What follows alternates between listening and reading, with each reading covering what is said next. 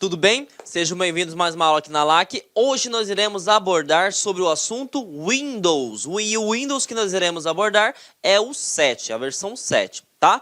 Primeiro, o que eu preciso saber? Que o sistema operacional, gente, ele nada mais é do tipo de sistema base.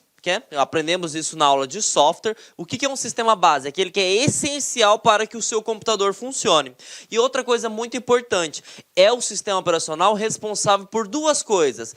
Ele faz o IHC. O que é o IHC, professor? O IHC ele faz a interação entre o SH, que é o ser humano, com o PC, que é a máquina. Então, é o sistema operacional responsável por fazer essa comunicação. Ah, mas por que o sistema operacional faz essa comunicação, professor João Kleber? Simples, gente. A máquina entende uma linguagem chamada binário, que é 0 e 1. E você, ser humano, entende o quê? Atalhos, ícones, interface gráfica, até mesmo linguagem de máquina, que é a linguagem textual. Porém, você não entende 010101, você entende textos, caracteres. E o sistema operacional ele é responsável por converter para que você compreenda e para que a máquina compreenda. Bom, só que no concurso público, ele vai te perguntar o seguinte: como é constituído esse sistema operacional? E aí você precisa saber, gente, que existem 3 classificações. A primeira classificação é chamada de Shell. O Shell ele pode ser textual ou gráfico. Como assim textual? Antigamente, na década de 80, 90, os sistemas operacionais eles funcionavam através de linhas de comando.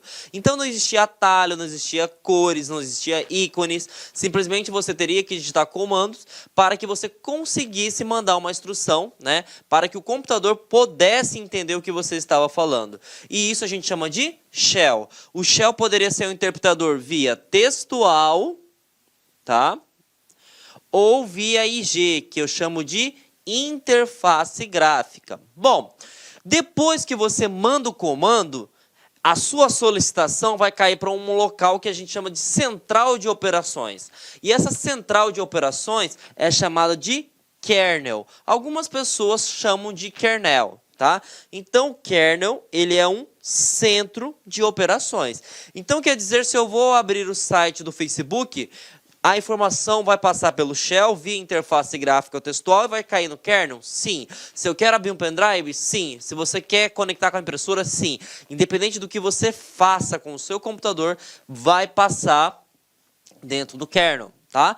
Bom, depois que você passou a operação, o kernel vai falar o seguinte: o que esse usuário quer? Ele quer conversar com a impressora? Então vamos acionar a impressora. Ele quer se movimentar o mouse? Vamos acionar o mouse. Enfim, é ele que faz a comunicação com o hardware. E o que seria hardware? A parte física.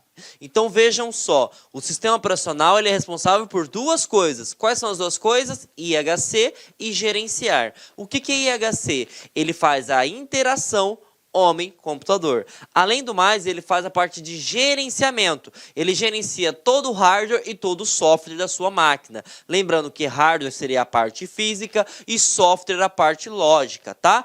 Bom, e os elementos que são constituídos dos sistemas operacionais são esses 3. É o Shell é o interpretador, né? Pode ser textual via comandos ou pode ser via IG, interface gráfica. Essa informação ela vai chegar no kernel. O que seria o kernel? O núcleo do sistema, aonde passa todas as operações. Ele vai verificar a sua operação e vai acionar a máquina para executar, processar e, se puder, armazenar o que você desejar. Tudo bem? Então percebam, não é só perguntar quais são os tipos de sistema operacional. Você precisa entender como funciona o sistema operacional. E uma coisa muito importante, tá, gente? Independente se for sistema mobile, se for sistema, por exemplo, de desktop ou um tablet, ele vai ter um interpretador, ele vai ter o kernel do sistema e ele vai ter a parte física. Tudo bem? Bom, agora nós iremos abordar, né? Na verdade, isso aqui é só uma parte visual do que eu tinha comentado com vocês anteriormente. Que o Windows, tá? Ele pode ser acionado tanto via tela preta. Então, gente, aqui simplesmente seria a imagem, né? Representando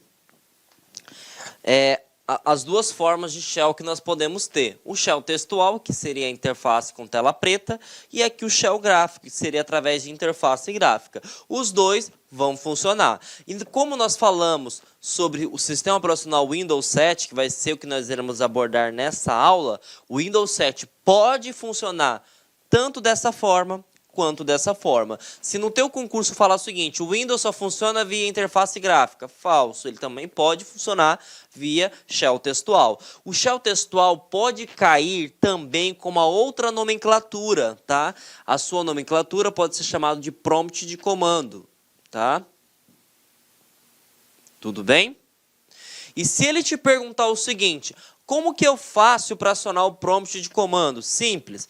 Você pode clicar no menu iniciar e digitar o comando CMD. É só apertar iniciar, digita CMD. Quando você der um enter, vai aparecer essa tela preta, na qual você pode trabalhar via comandos na sua máquina. Então você vai abrir a pasta documentos, você vai criar arquivo, você vai excluir arquivo, você vai renomear arquivo, tudo utilizando a interface, tudo utilizando comandos. Então, aqui você já está habituado, né? Porque aqui já é interface gráfica. Você passa o mouse, você exclui, você arrasta, você clica, seleciona, mas eu posso também utilizar o shell textual. Tudo bem? Agora vamos falar um pouquinho sobre características do Windows, em específico o Windows 7, tá? O Windows 7, gente, ele tem 3 características que, a partir das suas outras versões, também possui, tá? Diga-se de passagem, o Windows 8, o Windows 10, tá? Ele também possui essas 3 características. Primeira característica, ele é um sistema operacional gráfico, tanto é que nós falamos que ele é gráfico, mas pode trabalhar via textual. Tá? Ele é um sistema multitarefa. O que é multitarefa? Significa o seguinte, você pode executar várias tarefas de forma simultânea. Por exemplo, muitas pessoas estão me assistindo agora, está com o Word aberto, está com o PDF aberto, está, por exemplo, com a rede social aberta. Então perceba, cada tarefa dessa que eu citei, o sistema operacional entende como processo, entende como aplicação. E se ele não fosse multitarefa, você poderia escolher. Ou você assiste a aula do professor João Kleber, ou você, por exemplo, acessa a sua rede social. E isso seria um sistema monotarefa. Por que é um sistema monotarefa? Uma tarefa por vez. E o Windows, tá? Ele te permite realizar várias tarefas, tudo bem? Outra coisa que é muito importante, o sistema operacional Windows 7, ele é um sistema de múltiplos usuários. Significa que você pode configurar vários usuários, tá, para acessar sua máquina. Agora, olha essa palavrinha-chave. Ele não é múltiplos usuários com acesso simultâneo. Porque o que seria acesso simultâneo? Acesso simultâneo significa que vai funcionar em tempo real. Por exemplo, você pode escolher o usuário do professor João Kleber, ou você pode utilizar o usuário do professor Luiz, ou do professor Cid, e assim por diante. Agora, eu posso utilizar os 3 de uma só vez? Não.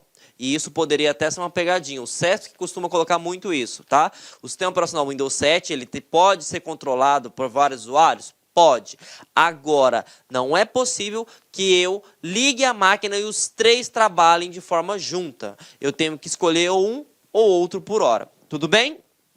Bom, vamos responder a questão. Primeira questão foi do CESP, né? E ele fala o seguinte, embora seja um sistema operacional monousuário, bom, já vamos parar por aí, né? Por que nós iremos parar por aí? Eu acabei de falar que o Windows 7 tem 3 características. Ele é um sistema com interface gráfica, também pode utilizar textual. Ele é multitarefa, tá? E ele também é multiusuário, então pode ter vários usuários trabalhando nele. Então você aqui já pode eliminar essa, tá? E o sistema questão permite a execução de várias tarefas simultâneas. Ele não é um sistema monousuário, ele é multiusuário, tudo bem? Bom, já que nós colocamos a questão de usuários, quando você trabalha com vários usuários, gente, é interessante que você coloque senha, né? Até porque, quem já viu a aula de segurança da informação, eu citei que o maior ativo de uma empresa hoje é a informação, certo? Bom, mas para que você coloque senha, você vai ter que toda vez que iniciar o seu computador fazer logon. E o que é logon? Algumas pessoas falam login, né? Que seria o quê? Colocar as credenciais, usuário e senha para que você consiga conectar no seu computador. E você precisa saber o seguinte. Perdão, gente. E você precisa saber o seguinte, gente. Que eu posso personalizar, tá? A forma como se dá a entrada do meu login. Então percebam, aqui ele já vai estar meio que automático, já vai estar cadastrado, é somente eu preciso colocar senha. E aqui não, aqui eu preciso colocar o usuário e a senha. Então percebam, tá? Que existem várias formas de eu personalizar a entrada do meu computador. E lembrando, essa parte de login sempre vai ser executada quando você ligar o computador. Tudo bem?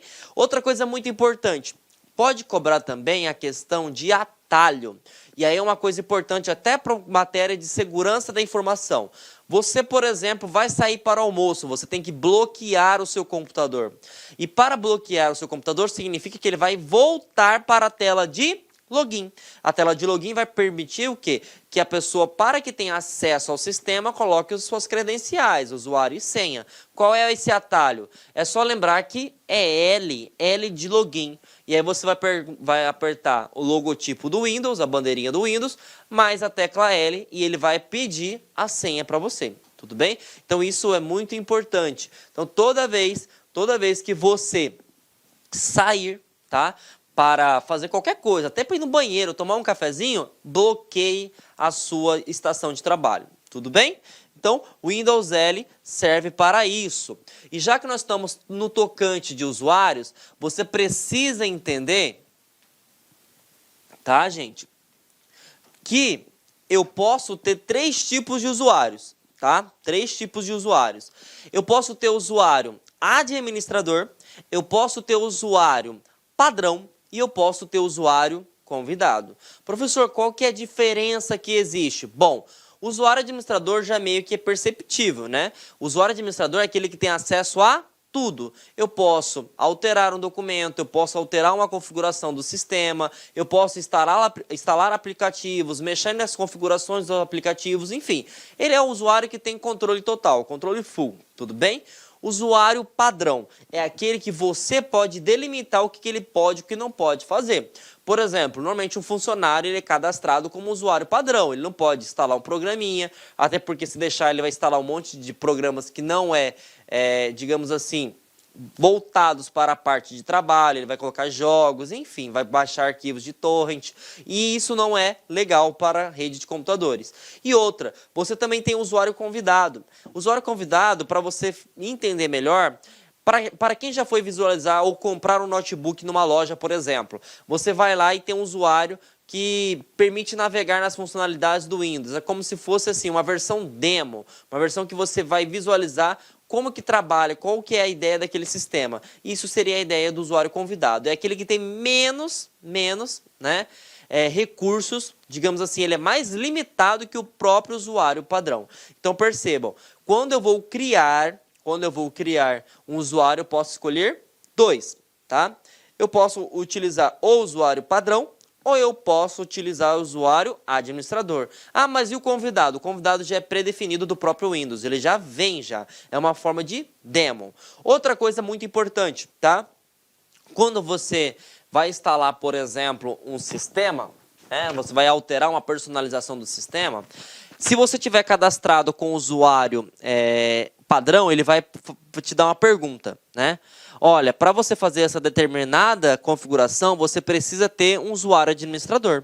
E quem faz isso é um tipo de um sisteminha no próprio Windows, tá? E eu quero que vocês anotem aí. É chamado de UAC. O que é esse setor UAC? É um setor que faz controle de alterações de usuários. Então percebam, o Windows ele entende o seguinte, que alterar configurações, instalar aplicativos ou remover aplicativos é algo que pode denegrir o próprio sistema operacional. Então ele parte do princípio seguinte, somente usuários administradores. E se o teu usuário for padrão, ele não permite, ele vai dar uma mensagem, olha, para você conseguir fazer essa alteração, insira o usuário administrador para continuar. E aí, se você tiver a senha do usuário administrador, você vai colocar a senha do administrador e vai permitir fazer a alteração. Caso contrário, você vai voltar e ele não vai permitir instalar, não vai permitir fazer nada. Então, percebam, eu tenho dois tipos de usuários que eu preciso saber para o concurso, que é o administrador e o padrão. E, se eu estiver utilizando o usuário padrão e quiser fazer qualquer configuração ou instalação ou remover algo, eu preciso... informar o usuário administrador na UAC. E o que é o UAC, professor? É uma unidade de controle do próprio sistema operacional Windows 7. Para ficar mais fácil, vejam como que cobrou essa questão, tá? Sobre tipos de usuário no concurso do IF, tá? Ele fala o seguinte, o Windows 7 permite criar contas com diferentes níveis de permissão. São tipos de contas de usuário. Bom, ele está perguntando quais são. E aí você tem que lembrar que tem dois, né? Nós temos o usuário administrador e nós temos o usuário padrão. E o convidado que já vem automaticamente. Então, pública e oculta não existe, pública e privada não existe, compartilhado e oculto não existe, compartilhado e privada não existe, administrador e usuário padrão. Gabarito, alternativa E, tá? Bom, próximo tópico. Nós falamos que tem os usuários, então você vai colocar o login e a senha. Quando você colocar o login e a senha e realmente o login estiver cadastrado na máquina e a senha estiver correta, ele vai te aparecer, né? Ele vai apresentar para você a tela inicial do computador.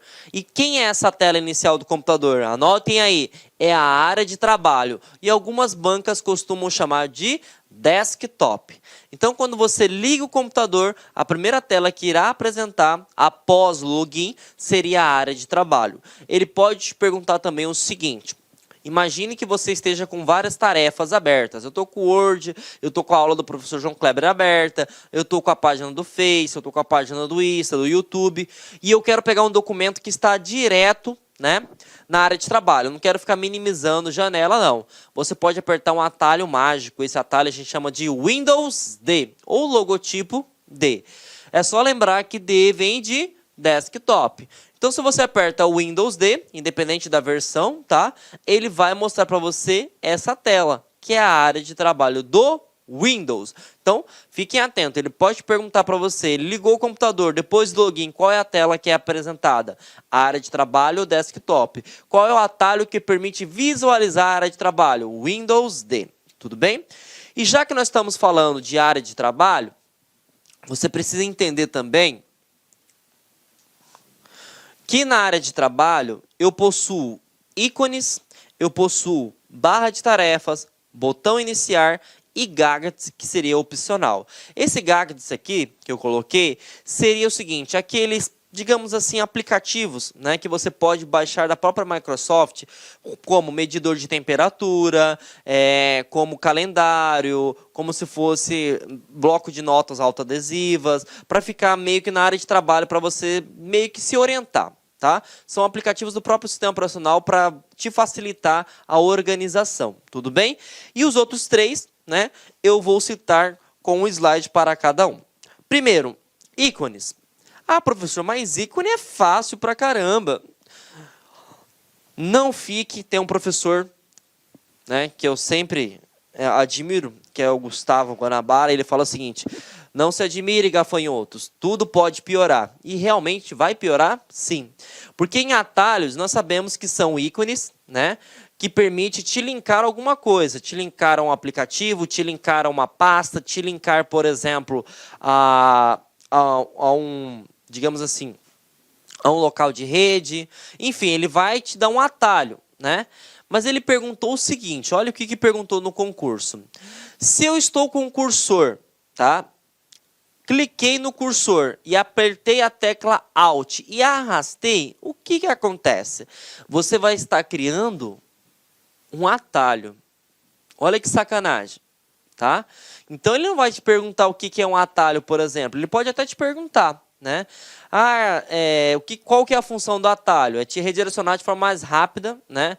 Para uma pasta, para um documento, para um aplicativo. Mas ele pode perguntar o seguinte, como que eu posso criar um atalho? Se você tem uma pasta, por exemplo, e aqui você tem uma pasta tal, e aqui você tem a área de trabalho, e aqui dentro, por exemplo, você tem alguns arquivos. Se você clicar com o cursor do mouse e apertar a tecla Alt e arrastar para a área de trabalho, olha o que vai acontecer. Ele vai criar um atalho na área de trabalho do arquivo que você estava selecionado agora. Então, perceba, não é só perguntar o que é atalho. Ele pode perguntar como que eu posso fazer atalho com teclas. E a tecla é Alt. Tudo bem? Bom, essa aqui foi uma questãozinha que aconteceu nesse ano de 2018, só para vocês visualizarem que a professor nunca vai cair isso. Olha que caiu na FCC no ano de 2018. Ele perguntou o seguinte, o usuário de um computador com sistema operacional Windows 7 armazenou o arquivo relatório anual.docx na pasta documentos da sua pasta de arquivos pessoais. Para facilitar o acesso a esse arquivo, o usuário decidiu criar um atalho para esse arquivo na área de trabalho.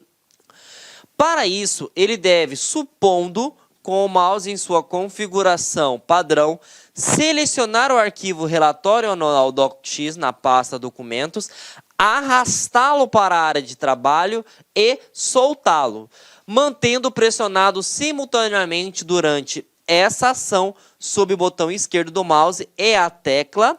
Então ele está falando o seguinte, ele está com a pasta aberta documentos, ele te contou uma historinha e ele fala o seguinte, como que eu faço para criar um atalho na área de trabalho? Bom, você sabe que para criar atalho tem uma tecla, essa tecla é Alt. Então não é Shift e está aqui o nosso gabarito, tecla Alt, não é Ctrl, não é Tab, não é ESC. Então se você não aprender o conceito, vai ficar muito difícil. Se ele quiser criar atalho, a tecla é cursor do mouse mais Alt. Tudo bem? Gabarito B.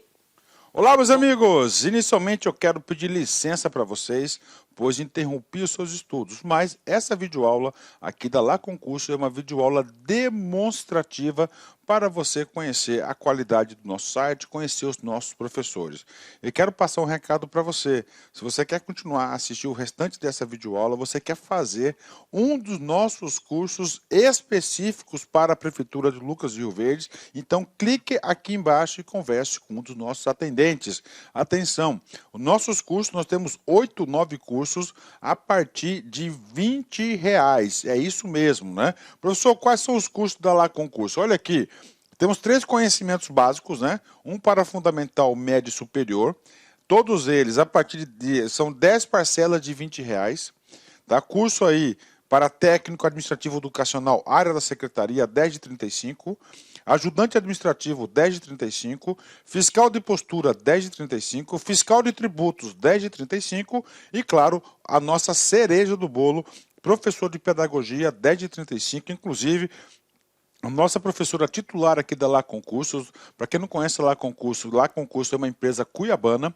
Nós estamos trazendo o quê? Estamos trazendo a professora Márcia Argil, lá do Rio de Janeiro. Ela chega dia 28 para gravar completaço o quê? A parte de conhecimentos específicos, que é a parte pedagógica. Tá certo, meus amigos? Então vem estudar conosco aqui na Lá Concurso, que eu tenho certeza que você não vai se arrepender e vai ficar fã de carteirinha do nosso site. Um forte abraço, fique com Deus. Tchau, tchau.